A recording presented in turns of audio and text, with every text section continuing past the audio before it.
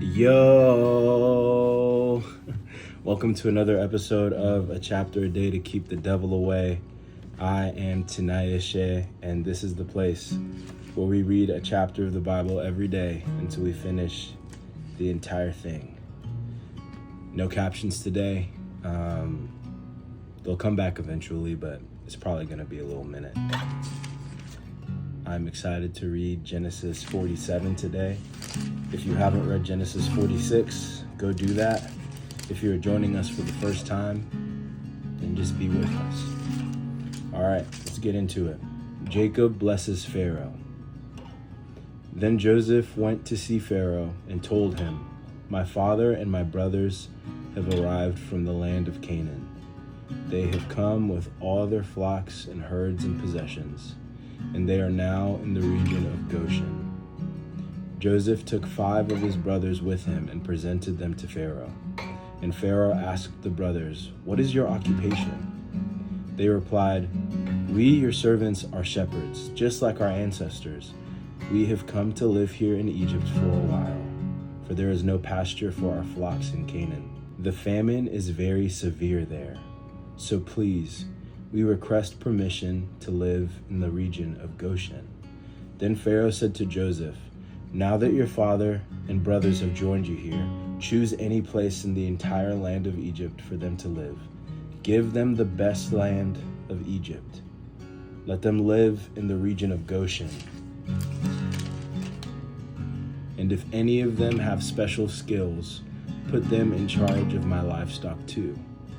Then Joseph brought in his father Jacob and presented him to Pharaoh. And Jacob blessed Pharaoh. "How old are you?" Pharaoh asked him.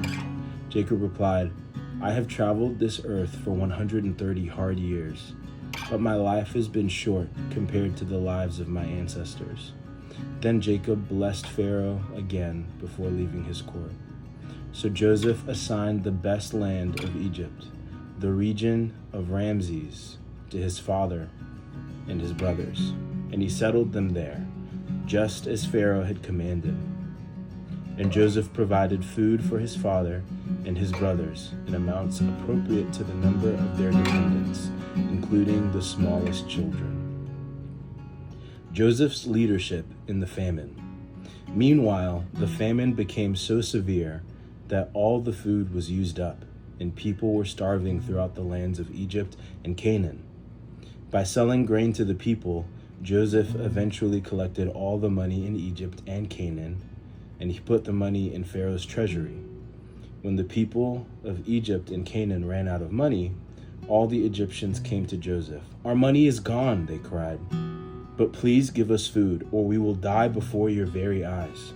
Joseph replied, "Since your money is gone, bring me your livestock. I will give you food in exchange for your livestock." So they brought their livestock to Joseph in exchange for food. In exchange for their horses, flocks of sheep and goats, herds of cattle, and donkeys, Joseph provided them with food for another year. But that year ended, and the next year they came again and said, "We cannot hide the truth from you, my lord. Our money is gone, and all our livestock and cattle are yours. We have nothing left to give but our bodies and our land. Why should we die before your very eyes? Buy us and our land in exchange for food. We offer our land and ourselves as slaves for Pharaoh. Just give us grain so we may live and not die, and so the land does not become empty and desolate." So Joseph bought all the land of Egypt for Pharaoh. All the Egyptians sold him their fields because the famine was so severe, and soon all the land belonged to Pharaoh. As for the people, he made them all slaves, from one end of Egypt to the other. The only land he did not buy was the land belonging to the priests.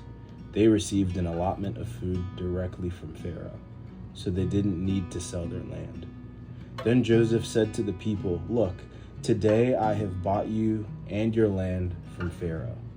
I will provide you with seed so you can plant the fields. Then, when you harvest it, 1/5 of your crop will belong to Pharaoh. You may keep the remaining 4/5 as seeds for your fields and as food for you, your households, and your little ones." "You have saved our lives," they exclaimed. "May it please you, my lord, to let us be Pharaoh's servants." Joseph then issued a decree, still in effect in the land of Egypt, that Pharaoh should receive 1/5 of all the crops grown on his land.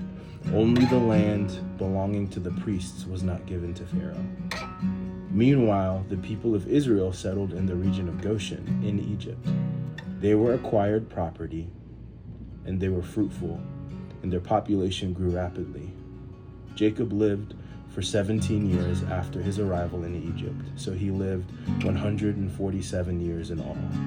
As the time of his death drew near, Jacob called for his son Joseph and said to him, "Please do me this favor. Put your hand under my thigh and swear that you will treat me with unfailing love by honoring this last request. Do not bury me in Egypt. When I die, please take my body out of Egypt and bury me with my ancestors." So Joseph promised, "I will do as you ask." "Swear that you will do it," Jacob insisted. So Joseph gave his oath, and Jacob bowed humbly at the head of his bed. I don't quite understand. I think a question that I have is like, what is a kingdom without its people? And so if you've taken all of their currency, their resources, you've taken all of their livestock, they have no money, they have no livestock, and now I guess, land is property, so that kind of makes sense. But selling yourself into slavery, if the option is we need food or we're gonna die, why couldn't Joseph just figure out how to do that without having to enslave everyone, even though they willingly sold themselves into it? That just feels backwards. It feels unnecessary. It feels inhumane. It feels unethical. I don't know. I don't fully get it. But and it doesn't really explain that Joseph is in the right or in the wrong. I think they're extremely grateful that they have done something that will allow them to survive. But I don't understand that idea that we need you because we're in a famine, we have nothing. So in order to get taken care of by the people in charge, we have to sell ourselves to you. That just doesn't jive.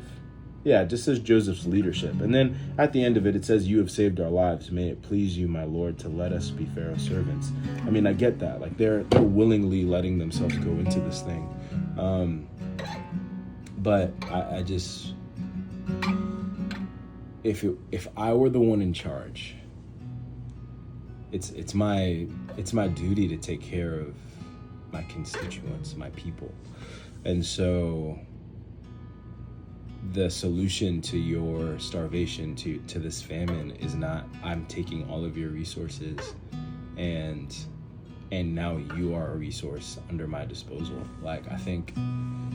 I think it's, we've done everything that we can. We have done the exchange as much as we can. There's nothing left to exchange. So now we just have to figure out how to appropriately apportion this food, these grains, these seeds, harvest only this much, and yes, give it back so that we can continue this. But it's not because you are owned by me. It's because we're trying to survive this together.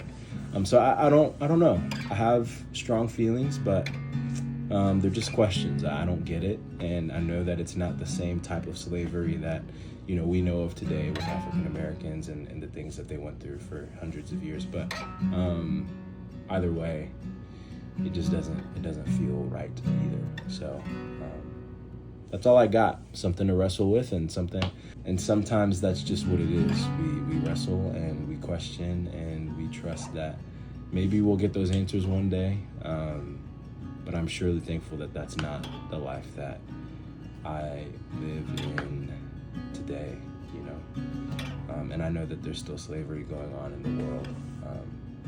I'm just talking about my bubble, but I hope that that's something that can be eradicated everywhere, because it's not right. So, anyway, I love you. That's all I got. Peace.